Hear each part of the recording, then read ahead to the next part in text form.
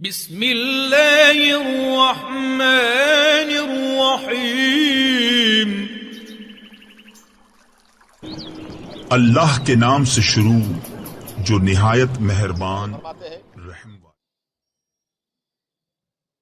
لا مہر لأقل من 10 دراہم، 10 درہم سے کم مہر نہیں ہونا چاہیے۔ 500 روپے والا اور یہ 32 روپے والا، حضرت سیدہ فاطمہ رضی اللہ تعالی عنہا کا مہر فاطمی وہ اس وقت 1.5 لاکھ روپے سے اوپر ہے۔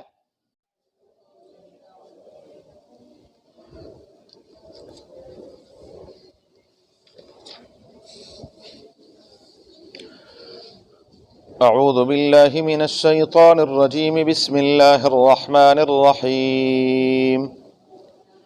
لا جناح علیکم ان طلقتم النساء ما لم تمسوهن او تفرضوا لهن فريضة ومتعوهن على الموسع قدره وعلى المقتر قدره متاعا بالمعروف حقا على المحسنين۔ وَإِن طَلَّقْتُمُوهُنَّ مِن قَبْلِ أَن تَمَسُّوهُنَّ وَقَدْ فَرَضْتُمْ لَهُنَّ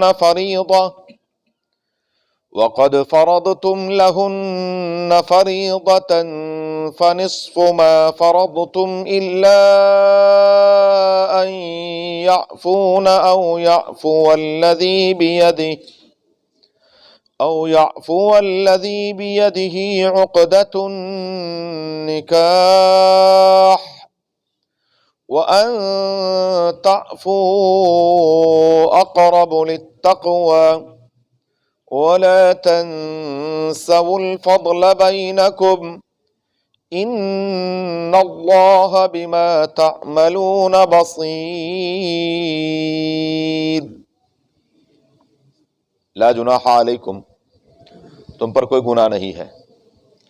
ان طلقتم النساء، اگر تم بیویوں کو طلاق دے دو، ما لم تمسوہن، جن کو تم نے چھوا نہیں ہے، او تفرضوا لہن فریضہ، یا تم نے ان کے لیے مہر مقرر نہیں کیا۔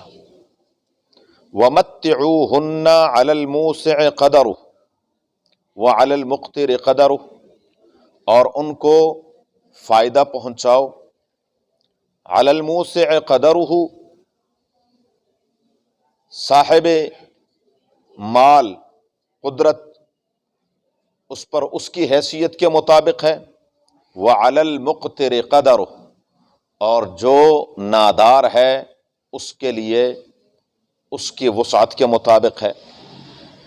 متاعا بالمعروف، یہ فائدہ پہنچانا ہے دستور کے مطابق۔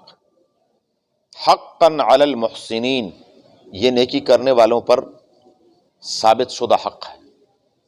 وَإِن طَلَّقْتُمُوهُنَّ، اور اگر تم ان کو طلاق دے دو، من قبل ان تمسوهن، اس سے پہلے کہ تم ان کو چھو، وقد فرضتم لہن فریضہ، اور تم نے ان کے لیے مہر مقرر کیا تھا، فنصف ما فرضتم، تو پھر آدھا وہ ہے جو تم نے مقرر کیا ہے۔ الا ان یعفون، مگر یہ کہ وہ بیویاں عورتیں معاف کر دیں۔ او یعفو الذی بیدہ عقدۃ النکاح، یا وہ معاف کر دے جس کے ہاتھ میں نکاح کی گرہ ہے۔ وَأَن تَعْفُوا، اور اگر تم معاف کر دو تو اقرب للتقوی، یہ زیادہ قریب ہے تقوی کے۔ وَلَا تَنْسَوُا الْفَضْلَ بَيْنَكُمْ، اور تم فضیلت کو مت بھولو آپس کے درمیان میں۔ ان اللہ بما تعملون بصیر، بے شک اللہ تبارک و تعالیٰ جو کچھ تم کرتے ہو اس کو دیکھنے والے ہیں۔ لا جناح علیکم ان طلقتم النساء ما لم تمسوهن او تفرضوا لهن فریضہ۔ سورہ بقرہ کی آیت نمبر 236 اور 37 ہیں۔ پچھلی آیتوں میں تفصیلات گزر گئی ہے، دودھ پلانے کی مدت، پھر اس کے بعد بیوہ کی عدت کے درمیان، عدت کے دوران ہی اگر کوئی نکاح کا پیغام دے تو یہ صریح الفاظ میں ناجائز ہے کہ یا کنایتاً اشارتاً ویسے کر سکتے ہیں، لیکن صریح الفاظ میں بیوہ کو عدت کے درمیان نکاح کا پیغام دینا یہ جائز نہیں ہے۔ اب رب العالمین وحدہ لا شریک نے ایک اور صورت بیان فرمائی ہے، اور وہ یہ ہے کہ نکاح تو ہوا، تو نکاح میں ایک مین چیز وہ ہے مہر۔ مہر متعین نہیں ہوا، نکاح ہو گیا لیکن اس موقع پر مہر اس کی مقدار متعین نہیں کی، گواہوں کے سامنے ایجاب و قبول ہو گیا، تو مہر کے بغیر نکاح نہیں ہوتا۔ البتہ یہ ہے کہ اگر نکاح کے موقع پر متعین نہیں ہوا تو پھر بعد میں اس کو کہتے ہیں مہر مثل۔ مہر مثل یہ ہے کہ عورت کے خاندان میں جو لڑکیاں بیاہی جاتی ہیں، عمومی طور پر ان کے لیے جو مہر مقرر ہوتا ہے وہ کیا ہے، اس کو دیکھا جائے گا اور اس کے مطابق وہ مہر لازم ہو جائے گا۔ اللہ تعالیٰ فرماتے ہیں قد علمنا ما فرضنا علیہم فی ازواجہم وما ملکت ایمانہم لکی لا یکون علی المؤمنین حرج۔ پروردگار عالم فرماتے ہیں ہمیں معلوم ہے کہ جو ہم نے ان پر لازم کیا ہے، اور اس سے مراد مہر ہے، تو مہر وہ دینا لازم ہے۔ البتہ قرآن کریم کہتا ہے وحدہ لا شریک فرماتے ہیں کہ ان کو علی الموسع قدرہ وعلی المقتر قدرہ، یہ مہر جو ہم مقرر کرتے ہیں یہ بڑا عجیب و غریب سلسلہ ہوتا ہے۔ لڑکی کا جو بارات کا صرف ایک سوٹ ہوتا ہے وہ کم از کم 50-60 ہزار روپے کا ہوتا ہے، جو لڑکے کی طرف سے ہوتا ہے وہ بھی کم از کم 50-60 ہزار روپے کے۔ اور ہماری تو بدقسمتی ہے کہ لڑکے کا جو ہم سوٹ 3 پیس لیتے ہیں اس کو جو ایک گھڑی دیتے ہیں، پھر لڑکے کی جو ماشاءاللہ والدہ محترمہ ہے اس کو بھی نوازنا پڑتا ہے، اس کی بہنوں کو بھی نوازنا پڑتا ہے، جو آنے والی ہے اس کی جو جٹھانیاں ہوں گی ان حضرات کو بھی نوازنا ہے۔ لیکن جب مہر کی باری آتی ہے تو پھر کہتے ہیں جی بس 500 روپے، جی 500 روپے۔ یہ مذاق ہے، مذاق نہ کیا کریں۔ اور کچھ ایسے جاہل ہوتے ہیں کہ وہ بڑا عجیب و غریب، مرد عورتیں، ننگی عورتیں پھر رہی ہیں نکاح کے موقع پر، اور جب مہر کی بات شرعی، جی شرعی، یہ شرعی نہیں ہے۔ یہ جو سب کچھ ہو رہا ہے، یہ جو ایک دوسرے کے ساتھ سیلفیاں لی جا رہی ہیں، یہ سب شریعت کے مطابق ہو رہا ہے نا، یہ شرعی ہو رہا ہے۔ خدا کا خوف کرنا چاہیے ہمیں، اللہ تعالیٰ کے دین کا مذاق نہ اڑائیں۔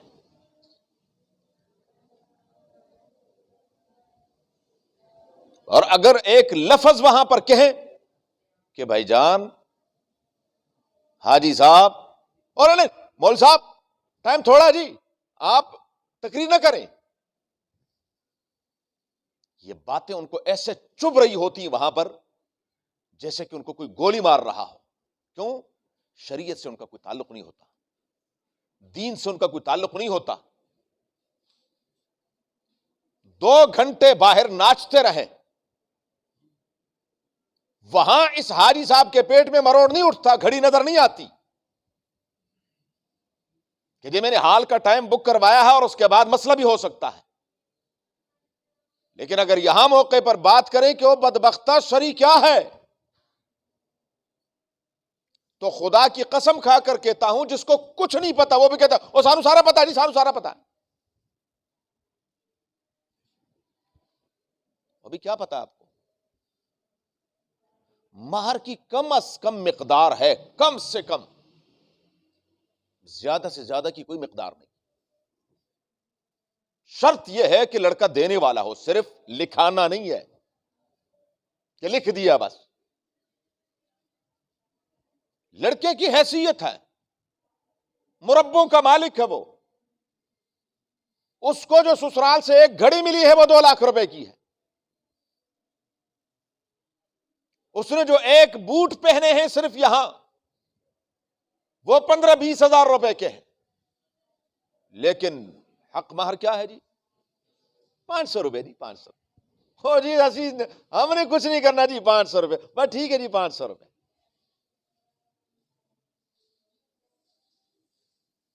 ایسا نہیں ہے.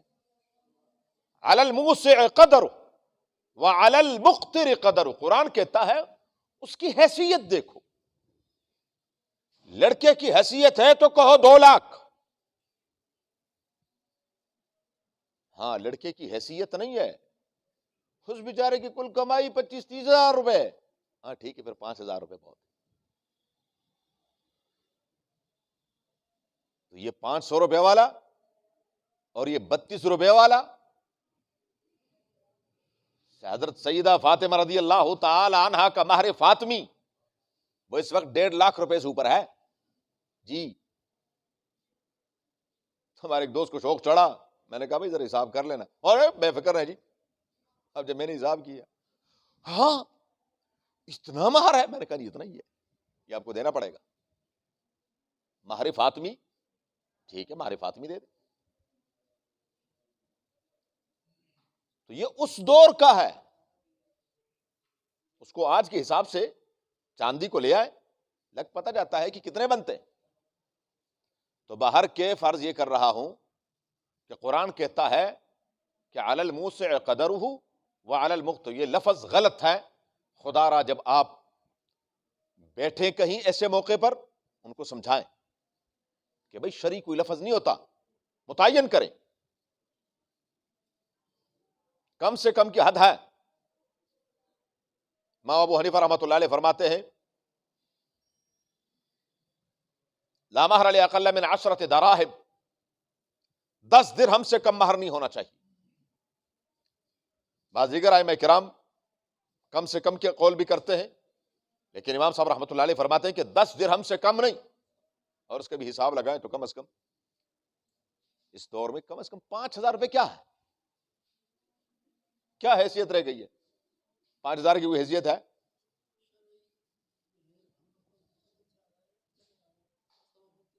ہاں جی جی. یہ وہ 132 کو ان درائم کو ذرا حساب تو لگا رہے نا. تو یہ ہے کہ شرع کا مطلب یہ نہیں ہے. بہرحال لڑکے کی حیثیت کے مطابق مہر ہونا چاہیے. متاعا بالمعروف، یہ فائدہ پہنچانا ہے دستور کے مطابق، دستور کے ساتھ چلنا چاہیے. حقا علی المحسنین. اس دور میں کپڑا کتنے کا آتا تھا، سامان کتنے کا آتا تھا، اور آج کتنے کا آ رہا ہے؟ ایک بیڈ 5 لاکھ روپے کا ہے. کس کس چیز کا تذکرہ کرے وہ ساری چیزوں پر. لیکن یہاں پر آ کر شرعی مسائل کے ساتھ مذاق نہیں اڑانا چاہیے. وَإِن طَلَّقْتُمُوهُنَّ مِن قَبْلِ أَن تَمَسُّوهُنَّ. بعض اوقات ایسے ہوتا ہے کہ نکاح ہو گیا ہے لیکن بعد میں رخصتی سے پہلے پہلے، خلوت سے پہلے پہلے طلاق ہو جاتی ہے. تو قرآن کہتا ہے کہ اگر تم نے مہر مقرر کیا تھا اور رخصتی سے پہلے پہلے طلاق ہو گئی ہے، یا یہ ہے کہ آپس میں خلوت نہیں ہوئی، اس سے پہلے پہلے طلاق ہو گئی ہے، تو فنصف ما فرضتم. پھر آدھا مہر، آدھا مہر دے دو اور اس کو فارغ کر دو. ہاں الا ان یعفون او یعفو الذی بیدہ عقدۃ النکاح. ایک صورت ہے کہ عورت کیا کہہ دے کہ جی دفع کرو، میں نے نہیں لینا، وہ معاف کر دے. یا جس کے ہاتھ میں نکاح کی گرہ ہے، اس سے مراد مرد ہے. نکاح کی گرہ کس کے ہاتھ میں ہے؟ طلاق کا حق کس کو ہے؟ یہ الگ بات ہے. شریعت نے عورت کو بھی حق دیا ہے. وہ کیا ہے؟ خلا ہے. پہلے گزر چکا ہے، کم از کم یاد رکھیں. میں کوئی شک نہیں ہے، بیٹھنے میں بہت ثواب ہے، لیکن ثواب کے ساتھ ساتھ مسائل یہ مسائل ہے. عورت کو حق کیا ہے؟ خلا کا حق ہے، جب چاہے وہ خلا لے لے. لیکن یہ جو ہمارے آئلی قوانین میں پہلے بھی عرض کیا تھا کہ جی طلاق کا حق بیوی کو تفویض کر دیا ہے. اگر کر دیا تو کون سی شرائط کے تحت؟ تو یہ یورپ کا قانون ہے، اسلام کا نہیں. وہاں عورتیں مردوں کو طلاق دیتی کہ جاؤ دفع ہو جا، تیرے ساتھ نہیں رہنا. جی ہاں، اسلام یہ نہیں کہتے. اسلام میں طلاق کا حق مرد کو حق حاصل. اگر معاملات ایسے ہو جائیں تو عورت عدالت کی طرف رجوع کر سکتی ہے اور وہاں سے خلا لے سکتی ہے، وہ ایک الگ صورت ہے. بہرحال وَأَن تَعْفُوا أَقْرَبُ لِلتَّقْوَىٰ، اور اگر تم معاف کر دو تو یہ زیادہ قریب ہے تقویٰ کے. اب عورت تو اپنا مہر معاف کرے گی، تو مرد کیا معاف کرے گا؟ اس کا معنی یہ ہے کہ وہ آدھا نہیں، وہ کہ جا پورا لے لے. ہاں، سیدنا حسن ابن علی رضی اللہ تعالیٰ عنہ کے ایک مسئلہ ایسا آیا، انہوں نے ایک روایت میں ہے کہ 10,000 درہم دیے، ایک روایت میں 20,000 درہم دیے. آج کل کچھ لوگ کہتے ہیں جی سیدنا حسن ابن علی نے اتنے نکاح کیے، کر لو گے؟ ہاں، کہ جب طلاق دو گے تو پھر کیا ہے، 20-30 لاکھ روپے دے دو گے؟ ہم تو جو بیچاری اپنا سامان لے کے آئی ہوتی ہے اس میں بھی کیا کر رہے ہوتے ہیں، ڈنڈی مار رہے ہوتے ہیں کہ وہ بھی پورا نہ جائے. اور شوق کس چیز کا ہے؟ نکاح کا شوق ہے جی.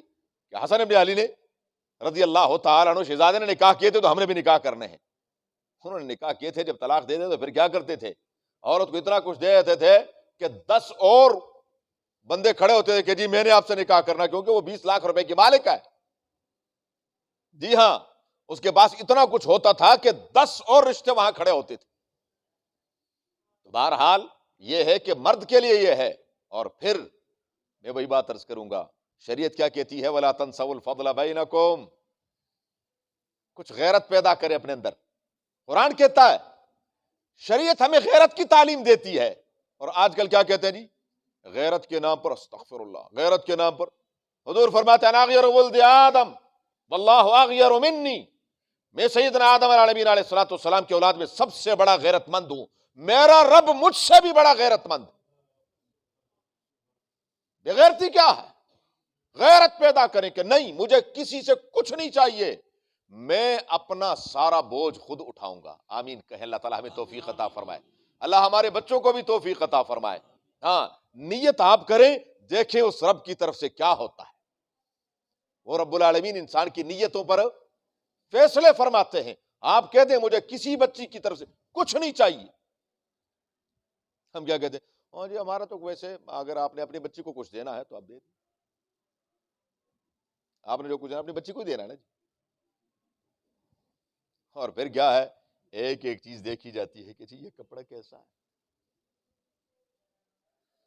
یہ زیادتی ہے. وَلَا تَنْسَوُا الْفَضْلَ بَيْنَكُمْ. شریعت نے مرد کو فضیلت عطا کی ہے عورت پر، تو اس فضیلت کو برقرار رکھے کہ نہیں، آپ کا سب کچھ کا ذمہ دار میں ہوں، آپ نہیں ہیں. آپ کے روٹی کپڑا مکان خرچہ ہر چیز کا ذمہ دار میں ہوں.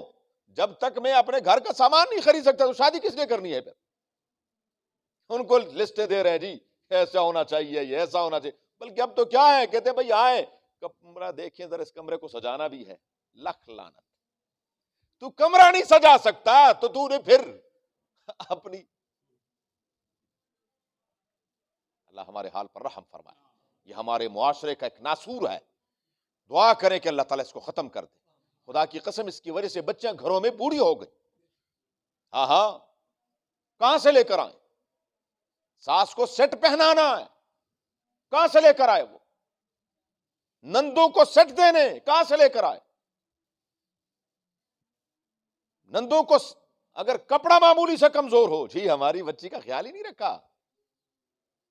جٹھانی صاحبہ الگ ایک بہت بڑی اژدہا بن کر بیٹھی ہوتی ہے کہ جی اس کو بھی نوازنا ہے. عجیب ہے، کیا ہے؟ اللہ تعالیٰ اس عذاب سے چھٹکارا نصیب فرمائے. آمین کہیں.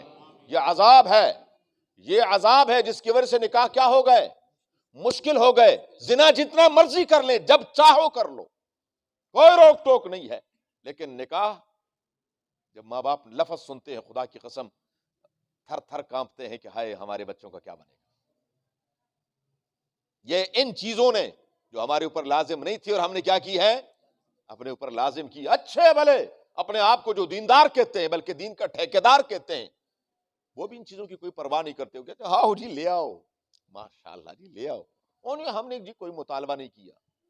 اور سب سے پہلے حاجی صاحب چوکڑی مار کے بیٹھتے ہیں کہ جی دکھاؤ تو جی سامان کیا ہے. سب سے پہلے وہ فہرست دیکھتے ہیں کہ جی کیا لے کر آئی ہے. ان اللہ بما تعملون بصیر, جو کچھ تم کرتے ہو وہ دیکھ رہا. جی مکافات عمل سے ڈر جاؤ. کل کو کہیں خدا نہ خواستہ میں اور آپ تو زندگی گزار کر چلے جائیں گے, لیکن کچھ چیزوں کا اللہ تعالیٰ دنیا میں ہی بدلہ دیتا ہے. کہیں ہمارے بچے جو ہے وہ پھر ایسے نہ ہو جائیں, ہماری اولادیں ایسی نہ ہو جائیں. اس لیے فرمایا کہ ولا تنسوا الفضل بینکم ان اللہ بما تعملون بصیر. حافظوا علی الصلوات والصلاۃ الوسطی. آگے نماز کا درمیان میں ذکر ہے. اس کے بعد اللهم صل علی محمد وعلی آل محمد كما صليت على ابراهيم وعلى ال ابراهيم انك حميد مجيد. اللهم بارك على محمد وعلى ال محمد كما باركت على ابراهيم وعلى ال ابراهيم انك حميد مجيد. اللهم ارحمنا بالقران العظيم, اللهم ارحمنا بالقران العظيم, اللهم ارحمنا بالقران العظيم واجعله لنا اماما ونورا وهدى ورحمة يا رب العالمين. اللهم ذكرنا منه ما نسينا وعلمنا منه ما جهلنا وارزقنا تلاوته آناء الليل واطراف النهار واجعله لنا حجة يا رب العالمين. اللهم نور قلوبنا بالقرآن وزين اخلاقنا بالقرآن ونجنا من النار بالقرآن وادخلنا الجنة بالقرآن. اللهم حصل مرادنا ويسر امورنا, اللهم حصل مرادنا ويسر امورنا, اللهم حصل مرادنا ويسر امورنا بجاه حبيبك المصطفى ونبيك المرتضى صلی اللہ علیہ وآلہ واصحابہ اجمعین برحمتک یا